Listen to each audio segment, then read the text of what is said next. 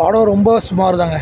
ஆமாம், ஃபீல்னா உங்களுக்கு எதுவுமே படத்தில் இல்லையே. மியூசிக் நல்லா இருந்தது, ஆனால் படம் ரொம்ப சுமார் தான். ஒரு தடவை முடி பார்க்க முடியாது.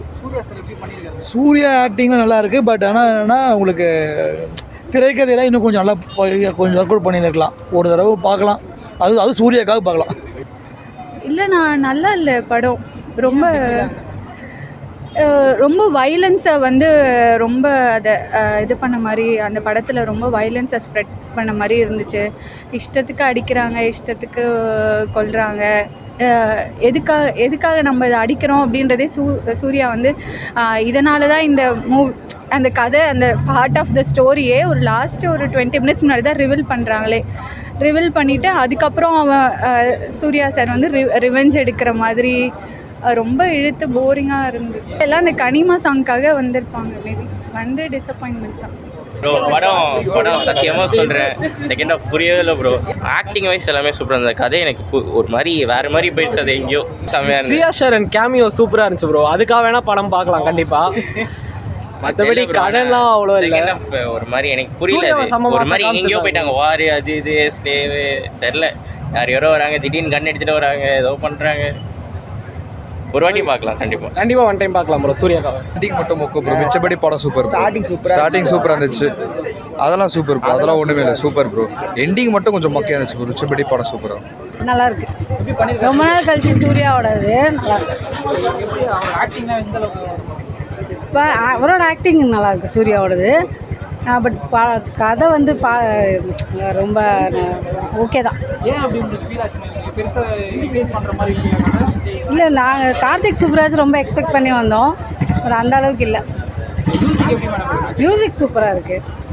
ஓகே, நல்லா வேறு லெவலாக இருக்குதுல்ல. சூப்பராக இருக்குது படம். கடைசியாக கிளைமேக்ஸ்லாம் செம்மையாக இருக்குது. ரொம்ப சூப்பராக இருக்குது. எல்லாம் அவர் படம் எல்லாமே ஒரே கான்செப்ட் தான். பக்காவாக இருக்குது. சென்டிமெண்ட் கடைசியாக முடிச்சிருக்காரு. சிரிச்சினே இருக்கலாம் நான் படத்தை பார்த்தா. பாலிடிக்ஸ் பேசியிருக்காங்க. Surya acting super.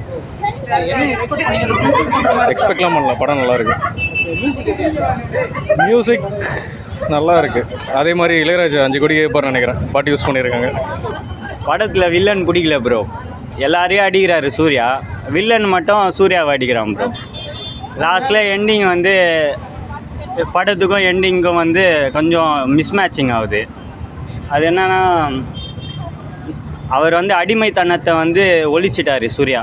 கரெக்டாக ஆக்டிங் பண்ணியிருக்காரு. ஃபைட்லாம் வேறு லெவல். சூர்யாவுக்காக ஃபைட்டுக்காக பார்த்து தான் ஆகணும்.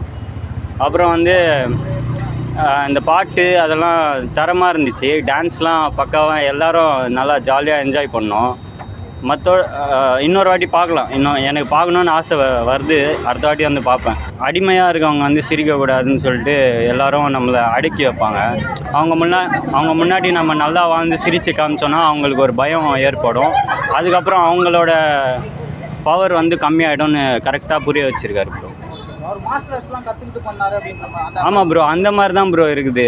அவர் பண்ணது எல்லாமே வந்து ரொம்ப வருஷம் ட்ரைனிங் எடுத்து பண்ணாலே அந்த மாதிரி பண்ண முடியாது. ஆனால் பெர்ஃபெக்டாக 7ஆம் மாதிரி சூர்யாவில் பண்ணார்ல, அதே மாதிரி அதை விட எக்ஸ்ட்ராடினரியாக பண்ணியிருக்காரு. எல்லாமே ரொம்ப எனர்ஜெட்டிக்காக இருக்குது ப்ரோ. எல்லாமே என்னென்னா மியூசிக் ஒவ்வொன்றும் புதுசாக, எல்லா பாட்டும் ஒரே மாதிரி மியூசிக் இல்லாமல் ஒவ்வொன்றும் புதுசாக பிஜிஎம்லாம் நம்மளை வந்து உக்கார விடலை, ஏஞ்சி ஆட சொல்லுது. அந்த மாதிரி இருக்குது.